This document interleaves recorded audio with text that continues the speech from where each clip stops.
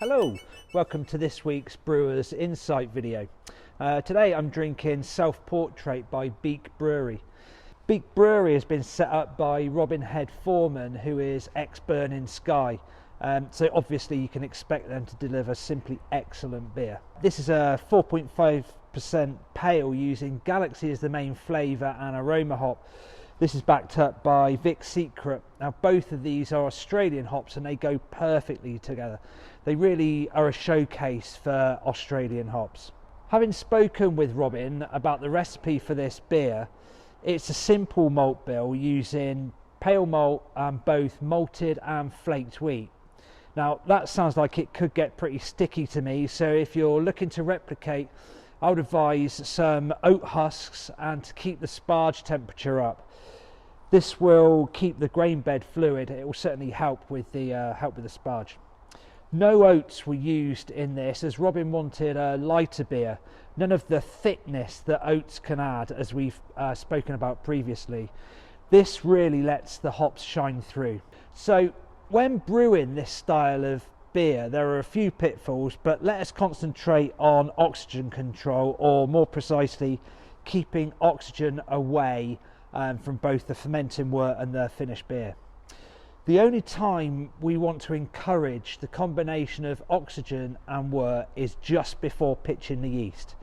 At all other times we must do all possible to stop wort picking up oxygen. Even small amounts of oxygen is damaging. Now the first signs are discoloration. We all delight in the bright yellow to vibrant orange colours of modern pale beer. Now oxygen will result in anything from dulling to what resembles pond water.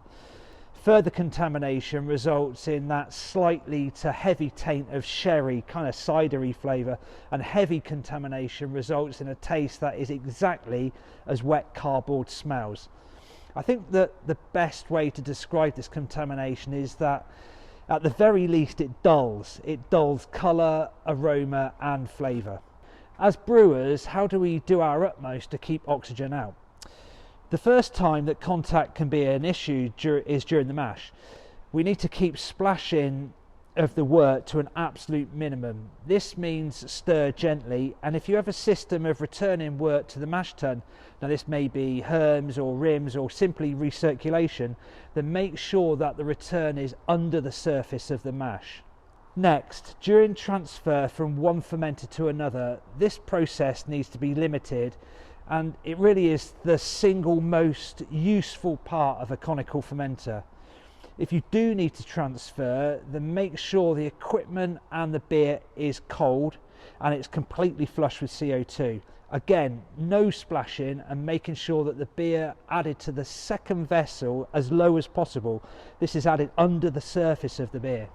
For pale and hoppy beer, bottling and bottle conditioning is really very tricky to get right, and we would always advise kegging.